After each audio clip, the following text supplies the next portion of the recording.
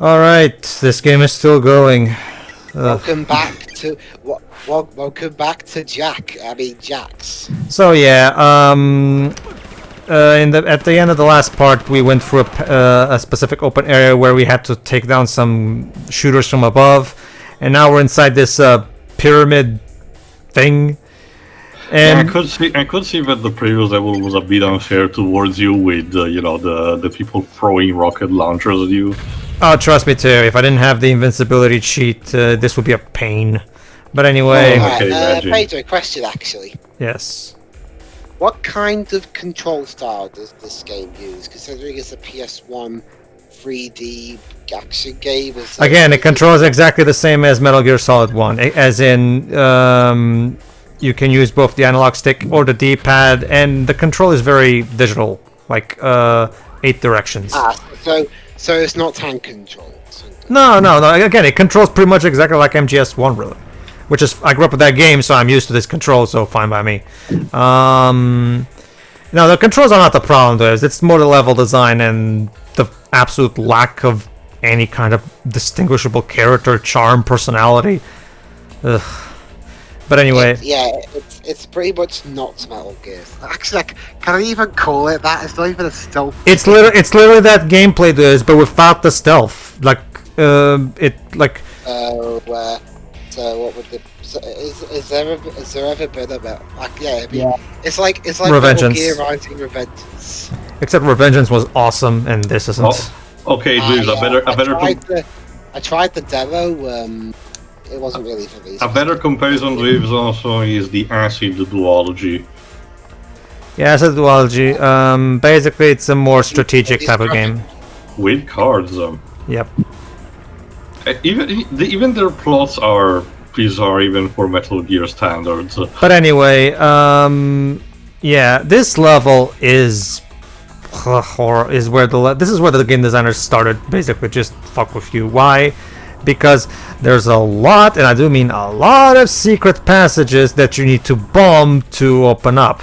Here's the problem. How quick are we talking? Like, in the points where it's subtle, clever, and hidden? Or is it like basically hey, basically just bomb every single thing and pray to God? It's take all gas. It's random with each different playthrough. It's actually a middle point between those two extremes, Joe, in the sense that it's... Let me put it like this. There are technically cracks, Jova, but at the same time, the camera positioning is not the best, and it's very easy to miss, It's very easy to not notice it, So how are you supposed to tell where to... Well, basically, not so much trial and error, more so walk very slowly and take super duper attention to the walls to make sure you don't miss a tiny crack that can be easy to miss. That can be easy to miss because the lighting, as you can see, is not exactly all that much, and the graphics are very ugly and not exactly super defined. And I'm guessing it's a crack that is differentiated from all these other cracks along the walls. They are technically differentiated, yes. It's just that it's one of those cases where I feel like the game could have done a better way of making them apparent. Because especially considering how this game doesn't really need that kind of crap anyway, to be honest with you. Grenades. Okay, so the objective in this game is that we have to find jewels to put in altars so we can open the path forward. Because this is what people want to play in a Mortal Kombat game, apparently. Okay, to be fair, Mortal Kombat spin-off, but still. Okay, there you go. Fuck. For a guy I think we're about to... Yeah, no, never mind. Go ahead. Continue. I love how they bothered to give Jax metal arms, yet you're not even really using them for most of this game. Granted, I know that you're using cheats, Pedro, so there's that. It's because Jova, the guns are more efficient at killing the enemies than the actual combo, so why bother? Right? I mean... I have no incentive, really. I guess, to be fair, if we weren't doing this with cheats, you would have to balance out melee combat with probably, but this game is boring to the point of being dangerous to your health. So I'm afraid of entering a coma while playing this game, because this game is boring. This game is so boring. As you can see, most of the time, not anything is going on. There's no story. There's nothing going on. You're just plotting your way. Altar of Queen Rihanna. What? Cue Battleship reference? I don't know. Cue that god awful SSM song. Basically, that's one of the altars where we're supposed to put the gems. How do we know where to put the gems? Which gem to put when where? Trial and error. Now that one is trial and error too. Oh. Okay, Jova, aside from the only, because of mimetic reason, Jova, the only Rihanna song I know is Umbrella, but I actually don't know how's the rest of the repertoire. But yeah, okay, she can sing, yeah, but man, does she make some weird crap. yeah, that's the primary thing with this game. As you can see, not much is happening in this level. It's boring as shit. And this is the game that officially would start off the Mortal Kombat timeline. Good God. Ugh. No, that's the thing. This game is literally the polar opposite extreme of Mythologies. Mythologies is painful, annoying, and absolutely everything at you. and absolutely aggravating. This is the other extreme. This is a game that makes you. This is the kind of game that reminds you that reminds you of how short your life is and how you could be so much better spending what precious life you have doing something better. It's terrible. Lift moved up. I love how I know it's a PS1 game, but I love how the life counter is so pixelated. It doesn't even look like a dragon anymore. It's like a fish hook. Mm-hmm. Yeah, imagine that. Mortal Kombat fishing. Why am I not surprised? Trust me. Playing this game without cheats is in no way make it more satisfying. This game is boring. Scorpion wouldn't need a line. What he'd have to do is use his hand, go to the fish, go over here, and then just pull it out. Yep. Alright, let's see what we can find here. Blue key. Yay. Now let's go back to the other doors that we couldn't open before. Backtracking. That's right, we also have key cards, Jova. See? They even stole the fucking key cards. Also, again, this music is so inspiring. Yeah, that is the thing. Around this time, Metal Gear was still doing that stupid thing with the key I wonder cards. if this was the point where Dan Forden was pretty much on the way out of being a regular composer. I think he was still the primary composer for the PS2 trilogy, wasn't he? I think he was. But it was more so after Armageddon, Dwips, that Dan Forden started having a more minimal role, basically. Yeah, I think he, according to his Wikipedia page, he did do some music for Deadly Alliance, but then after that, he was just like a sound director. Mm-hmm. So basically, he's basically much like Koji Kondo, since that he's not composing, but he's directing the other composers, basically. That's fine. Although he did do like one or two songs for.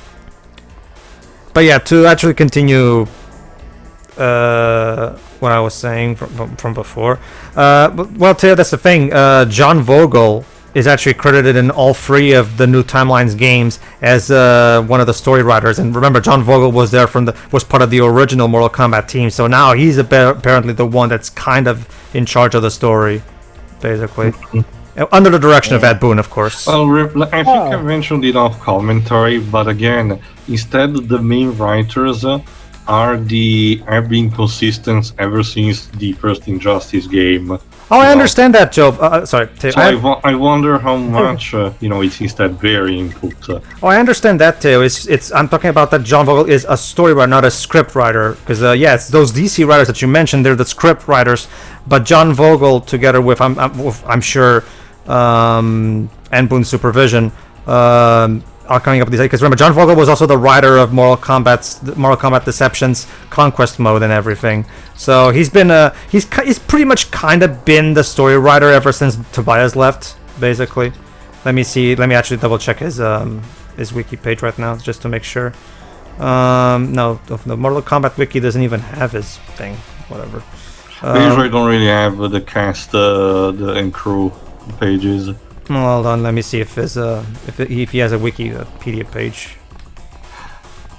He does. Let me see. Oh wait, this isn't. No, wait, wrong John Vogel. No, there you go. For example, the there we are. The dude what I was saying before. The actual writer, Dominic Cianciolo and Sean Kittelsen. Okay. Cianciolo has been writing since the MK9, but Kittelsen has been since Justice 2, and like I said, the input seems to be present. Okay, sure. In the meantime, let me just double check this. Oh, okay, I found the John Vogel's Moby page, Moby Games page. Let's see what it says right here in a moment. Yeah, like, yeah, this level is so compelling, isn't it? Right here, Ryder. It really does take the worst aspects of Metal Gear Solid. Let me see. Here, right here too. He did this. Here's his credited as writers too. He did the storyline for Mortal Kombat Deadly Alliance. For Mortal Kombat Deception, he's credited as story by. He did story support for Shaolin Monks.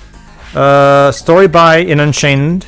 Story in Armageddon. Story and cutscene direction in Mortal Kombat vs. DC. Story by in Mortal Kombat 9. Written Injustice Gods Among Us was written by him. So there you go. It says right here. Story so right here. In Mortal Kombat 10, it also says story by. So John Vogel is basically the guy who... So basically, John Vogel took over after Tobias left, basically. Hold on. What about Mortal Kombat 11? Apparently, he doesn't have anything for 11 here in terms of the writing. Oh, he did... Oh, here. He was the senior artist and did cinematics for Mortal Kombat 11, right here. But not the story, huh? Like Maybe he said, there's a changing of the guard with the reboot. Like you said, it was mostly handled by Dominic Cianciolo and the other guy. But especially because in Justice, I didn't know that. Apparently, Justice had 4 writers. Jesus. Yeah, well, let me link it. Basically, well, considering from what I've heard of Injustice the Store. Okay, but yeah, right here, right. I'm checking the rest of his page. John Vogel was part of the original Mortal Kombat team. He worked on the background graphics for Mortal Kombat 1, and he's been with Ed Boon ever since, basically, working on both all Mortal Kombat games and all of the Injustice games. So basically, he's kind of Ed Boon's number 2 at this point, basically.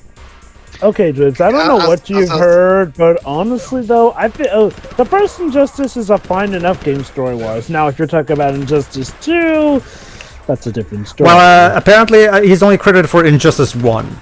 It doesn't say anything here about Injustice 2. Like he said, So what is it in terms of story direction? Ed Boon is better at Mortal Kombat than DC. Well, okay. When it comes to Injustice, that's a fine enough story that thankfully assuages some of the fears we had about it in regards here and there. Like, for one thing, it actually lets Superman save the day in the end, as opposed to just leaving it all to Batman. I have seen the opening cutscene. Yeah, You've seen only the opening cutscene. Only the opening cutscene. Don't judge stuff that's based off of the opening. Well, I did say I haven't seen the whole thing. So what's your counter argument then, based off of an opening cutscene, whereas I have seen the whole story? Well, I hadn't finished the sentence yet. Go on. I was just saying I've seen the opening cutscene, so it's interesting. So it would have been interesting to see how that would have ended up of some sort. Unless that was like an alternate version that did that. Yes, that's the entire point, Lives. That is pretty much the finish the sentence. Mind you. Therefore, we jump to conclusions. Whatever. Touché. Mind you, I still don't think it's excusable what we did to Regime Wonder Woman, because like I said, that particular timeline's version of Wonder Woman is bizarre. She falls in love for Superman out of nowhere and completely supports his idea for the regime, even though there is technically no reason for her to do so. Not even falling in love like that. And so I for never a long really time, me and a lot of other people ran with the idea that she was mind controlled by someone like Cersei. But no, she's generally out of her own volition, meaning that in both Injustice 1 and 2, she's literally the worst character. And people argue, oh, Regime Superman is evil, therefore he's the worst character. No, argue that honor goes to Wonder Woman, Regime Wonder Woman. Maybe she loves a guy that could... Oh, never mind. I need to make a quick correction. Wait, hold on. Oh, yes? I need to make a quick correction. For Injustice 2, John Vogel worked as a senior artist, cinematics, and additional story by. So he did additional story material for Injustice 2. He wasn't a writer. Probably the arcade endings of the DLC characters. I don't know. Okay. We may disagree about Injustice 2, but I will definitely agree with you that Injustice 2 story has problems. Okay, like I said for the others, I do believe the beginning and the middle are still strong. It's just that when arriving at the end, the story kind of peters out. Yeah, right here. Sort of like this. Sorry. Like, with all the hints they seem to have that the heroes were finally going to unite, we got into that stupid, oh, but they could never reunite because... Superman is still a fascist dick. Yeah, it's... Hooray. Batman is a... It says right here. Okay, look. So here's the thing, Dwebs. It does make sense that Superman is sort of the way he is in the context of Injustice 1. However, by Injustice 2, he should have learned his lesson. But that is neither here nor there. What did you want to say, Pedro? Don't try Persona 5 at home. Yeah, John Vogel has actually been doing a lot of various like he's been the primary art, pretty much the art director of the original games. Like he did the background graphics for 1 as well, and for 2 he was credited as Mortal Kombat design team, and once again graphics once again for free, and Trilogy as well. For Deadly Alliance and Deception, he did motion capture and animation. For Armageddon, he only did the story. He was part of. With that, I'm kind of starting also to believe that he might be the reason for why the new games end like this. That would explain a lot more than with Ed Boon, because Ed Boon has never struck me as a guy who's all into that to that level. No, remember, Jova, he's only the Ed Boon mostly functions as the actor. He's never been a writer. Yeah, he's the director. He's the creative director of the games. So, like I said, the only other 2 people that are consistent, at least partially, like I said, Chancholo and Kittelsen, and with them mostly having full creative control of the writing of Injustice 2. Like I said, I believe there's also part of their inputs under that. I actually remember something that Ed Boon specifically said about 4. Give me a moment. Let me see if I can find it where it was. In the meantime, not to mention, Jovan, considering... I'm sorry. Hold on, Dwebs, let you speak. Considering how Injustice 2 ends, for the inevitable at this point, Injustice 3, how we're gonna even continue the story? Are we sure that Injustice 3 is inevitable? Honestly, Jova, it sold a lot. It still sold a lot, and Warner Bros. Is having trust in NetherRealm Studios for doing things.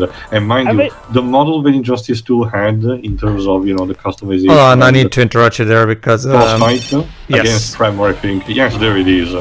Hey, Tremor, this guy actually will kind of return later. That's the thing. Well, kind of, yeah. But here's the thing. Though. Again, they don't introduce any of these guys because remember, most of the time, this is actually their first premiere. A lot of these guys are premiering here, kind of, and yet they don't explain anything about these guys. Yeah, we know they're part of the Black Dragon. We get that, but they don't. But they never have any lines. Like seriously, was all the story of this game cut out? Again, it wouldn't surprise me too much. Also, this music. Well, okay, yeah, there is like the... There's not really good at this kind. There is like the thin table scraps of story, but still, though. I could get more. Tremor, are you okay? I could get more story. I could get more. I could get more story from a children's picture. Yep. Wow. There we go. And, Yeah. Or is he really? Yes. Probably. Oh, Never mind the dead. fact.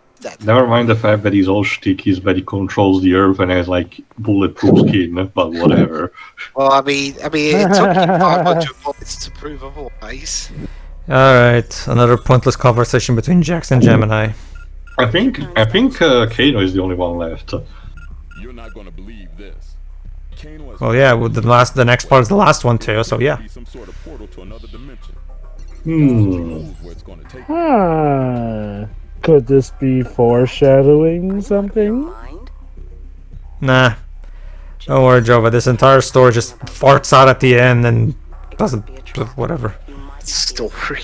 Okay, I mean- I wonder, does it at least have the decency to have the ending being Jax blowing something cool, some shit up and having the cool walk away from it? Nope. Anyway, There's no more cutscenes, Teo. It's just this. When Mega Man actually manages to get better on that front of the NES, that's a problem. I thought you were going to say Mega Man 8. Anyway, Pedro, obviously my point was referring to the fact that this is obviously leading up to how Kano is secretly involved in that whole tournament thing with Shao Tsung. Yep. You are impossible. Don't you realize? Oh, here, I found it, but I'll talk about it after the cutscene is over. Systems weren't made for interdimensional travel. Translation, it gives the developers a way to cheap out on even these. And there's no time to waste. on my own, and I am right on Kano's heels. My sole concern is You know, the sad thing is knowing that this won't even be the end of Kano. Look, don't worry your pretty little head. I promise I will bring you back something nice. Just make sure you bring yourself back, and we'll talk from there. Jim and I out. You know, they seem to hint at Jax and Jim maybe having something of a thing, but that doesn't really go many places. Maybe she becomes his wife in this timeline. I don't know, but whatever. Again, the wiki states that it's her only appearance here. Well, So Go on, sorry, Pedro. no, she is not the mother of Tanya. well, it's not like I care anyway. I mean, Jackie. Basically, when GameSpot was documenting the history of Mortal Kombat, and it also and GamePro also mentioned this. But basically, according to Ed Boon, according to stuff that Ed Boon has said, right here, you can find it on the wiki, and the wiki links to the references where they got this information from, so you can verify that it's legit. Basically, Ed Boon for Mortal Kombat 4. Said that the Midway staff wanted to remove the comical elements from the previous Mortal Kombat titles, so they focused on the making of only the fatalities. How the hell did they miss the cutscenes then? Well, there's the thing. They meant intentional comedy. Yeah, I'm talking about intentional comedy, Dwips. The basic point is, after Mortal Kombat 3, Ed Boon and his team wanted to take it back a notch when it comes to the more comical aspects and try to have the series be a bit more self-serious again, like it was in the first game. And that's basically it. So I can definitely understand that even back then they did have a bit of more of a will to try to make things a bit more serious. And Which again I don't understand, because this series works at its best when it's not taking itself seriously. well, I don't know, too. I will argue Mortal Kombat 10 story works really well despite it taking itself seriously. I mean. Kinda, sorta. Okay, Jova. First of all, yes, it does take itself seriously, but it still has people like Johnny Cage having to light up the tension, and his daughter Cassie for a very good reason. Well, 11 does that. Well, 11 does that too. To be fair, so it's not like it's not like these games don't have comedy. They do have comedy in them. That's what. No, whatever. What I meant was specifically mostly regarding instead for the endings. You know how the story ends, because otherwise the execution until that point is fine by me. Sure. Anyway, everybody, in the next part, we finally put this Borefest to rest, and just prepare to be disappointed, I guess. Hooray! See ya. It'd be any worse.